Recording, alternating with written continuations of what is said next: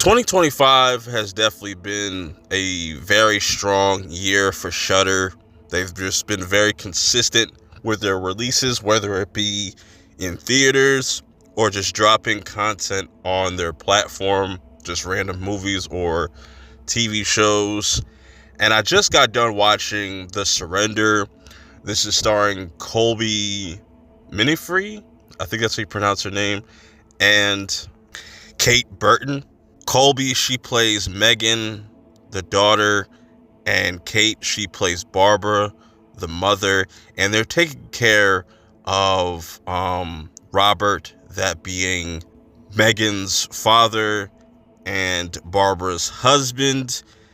Them just staying with him, trying to do their best to take care of him because he just was dealing with chemo.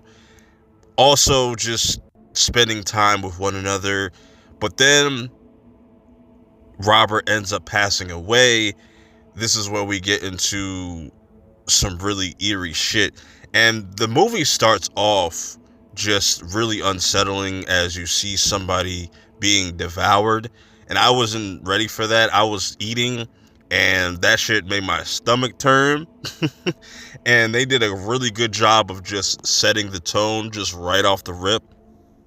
And once Robert kind of passes away, emotions come into play on both sides with Megan and Barbara.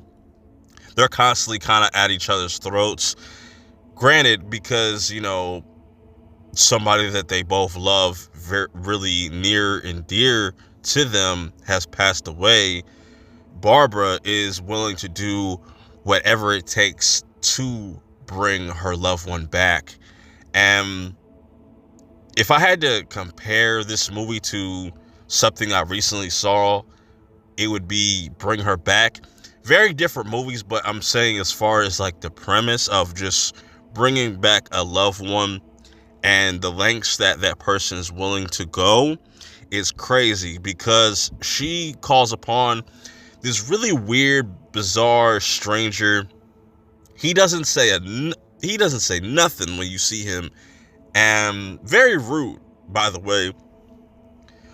But he makes them go through this really bizarre ritual, hence why it's called The Surrender. There's these different tasks that they have to do, like getting rid of things, his belongings, also giving up financial stuff, just giving up everything in the process of trying to bring him back from the dead. And man, where this movie goes, it's really fucked up. This seems to be the year of just fucked up movies and dealing with grief or a loss. And man, this whole entire movie, just from Kate and Colby, they just give a fantastic performance from start to finish. Especially Colby, I feel like she really just carries this film. Where she starts and where this finishes, it's really dope. And I like the themes of just going along with whatever your parents kind of tell you. I think a lot of people can kind of relate with what Megan is going through. She really cares about her mom and her well-being. She doesn't want to leave her. So she just kind of enables this ritual and stuff to kind of go on, even though it just keeps getting worse and worse for them. She just wants to kind of stick by her no matter what, and doing what she has to do just because of her love of not only her mother but her father, and what people kind of believe in and how far they're willing to go to see that through. It's gonna cost you. You messing with, the dead, it's always going to cost. There's always going to be something that's going to be a trade-off that isn't going to end well. And this movie has a very dark ending, I'll say that. Overall, really highly recommend checking this out if you have Shudder. If you have seen this, definitely let me know your thoughts.